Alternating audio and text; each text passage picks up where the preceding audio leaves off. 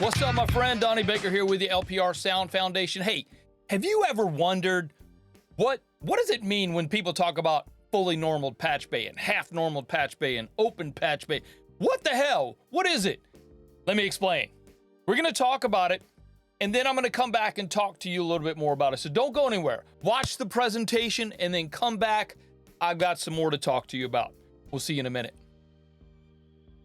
Okay, patch bay configurations explained. How should you configure your patch bay? Full normaled or fully normaled patch bays. For a fully normal patch bay, the traditional setup includes running your device outputs to the top row, allowing you to then route through the corresponding inputs below it.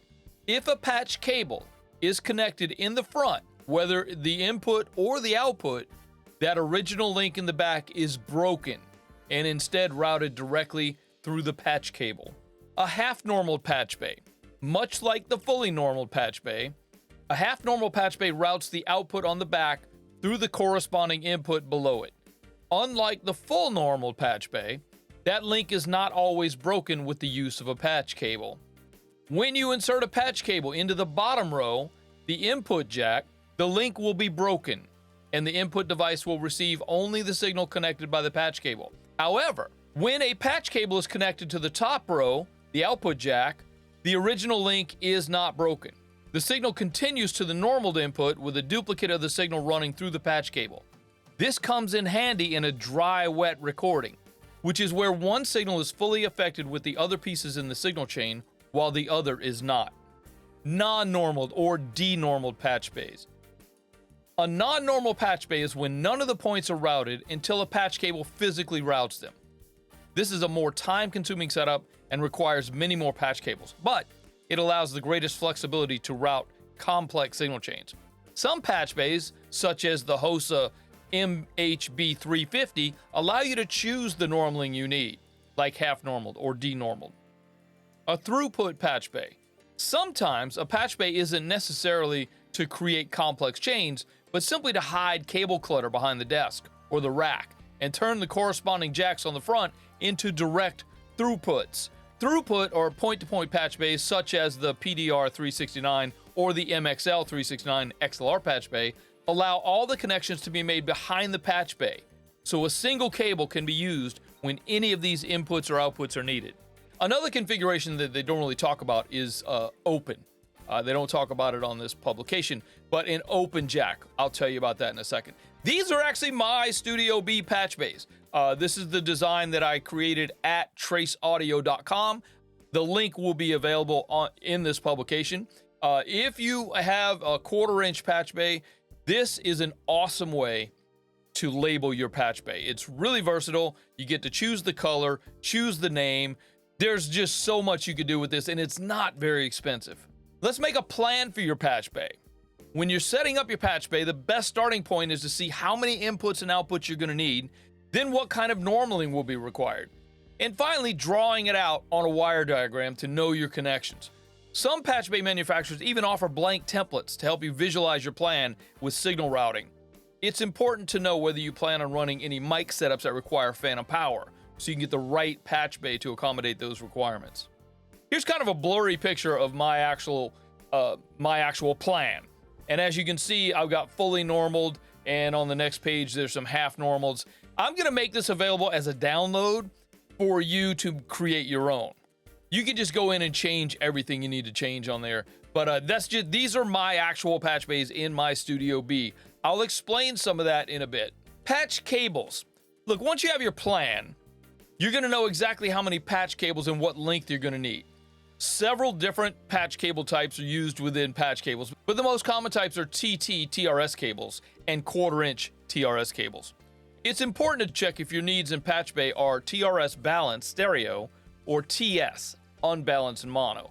If you have a TRS patch bay, you'll need TRS patch cables. Otherwise, you won't be able to pass a true balanced signal. Organize, organize, organize. The purpose of a patch bay setup is to keep your signals clean, but also your physical environment by cutting down cable clutter. Don't overlook how helpful simple organization tools can immediately solve headaches. Some of the obvious ones are scribble strip tape. you have to label your patch bay. You really should understand what jack goes to what jack. Okay, scribble strips are fine, but you know what? I find that it's a little bit more permanent if you just create a label. Okay, there's many ways to create labels. There's plenty of templates that you can download to run straight out of your inkjet printer, what have you. All right, you can also label the cables themselves. Cable ties, split looms, and keep cable clutter under and will help. It's going to help keep cable ties and split looms will keep clutter. Cable ties and split looms will help keep clutter under the control. Fuck you, man. Cable ties and split looms will keep clutter. I can't fucking talk, man. This is just hard. Cable ties and split looms will keep. Fuck you. Cable ties and split looms will keep cable clutter under control behind the desk as well.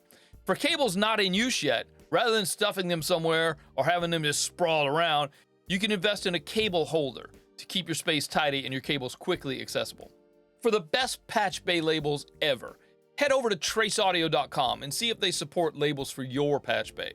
For help in designing your patch bay, download my Studio B patch bay map to help create your own. Studio B patch bay map sheets version. Be sure to make a copy of this on your Google Drive and design away.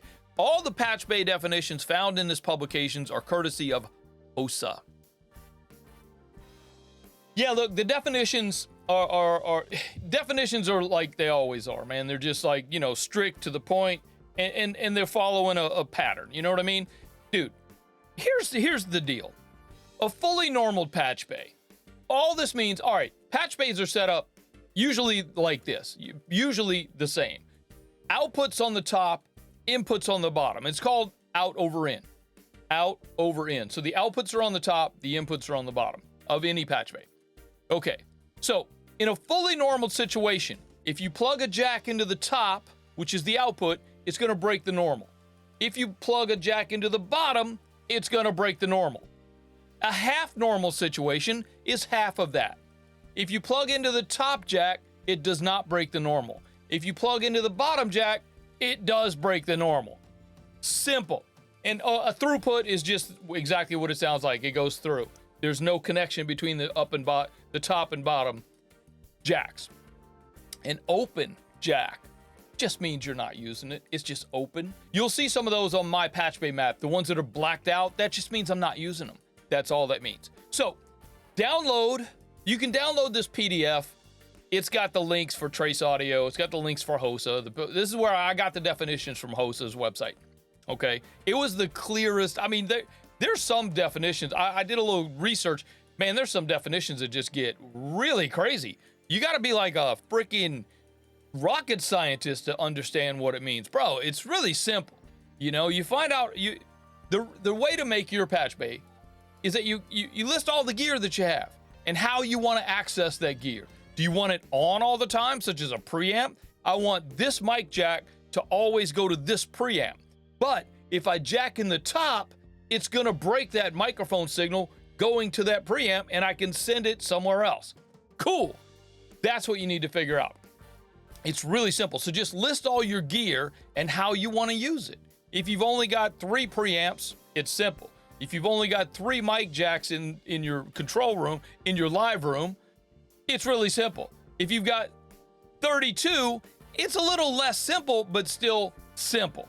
You just got more of the simple that you got to deal with. It's pretty easy. And listen, if you do have any questions, comments, or concerns about this, you can always reach out to me. Send me an email. Leave me a comment on one of my videos. I see it whenever I get a comment, and I answer. info@learnprorecording.com. I'm available for you, man. If you got questions, comments, or concerns, please, I'm here for you. I actually do coaching, consulting, and I'll give you a free one. I'll give you a free 45-minute session. You just got to reach out, man. Just reach out to me here. Email info@learnprorecording.com. I don't think I have I don't have the coaching on the, I don't have a coaching button on there. But if you just go to learnprorecording.com/coaching, you'll get in. You'll see it. It's right there. And listen, I offer you a free one just because I really want to help you out. I really want to see you succeed. I really want to see you. I really want to see you quit your day job, man. If you could do what I've done for my entire life, bro. I mean, I'm probably the most grateful, happy person in the world because I've always done what I love to do, and I think I'm good at it. Somebody else might argue with me, but that's cool. But, you know, look, a lot of this stuff that I talk about is just my opinion. If you want to disagree with me, that's totally fine. We can disagree. We can agree to disagree or disagree to agree. However you want to run it, however you want to spin it, there you go. We'll see you next time, man. I'm glad you guys got to hang out with me. And again, if you do have any questions, please leave a comment down below. And while you're down there, hit that subscribe button, man. Help us out. Help us push that algorithm out to the YouTubers. If you will, I'd appreciate it. Thank you so much. My name is Donnie B. I'll see you next time.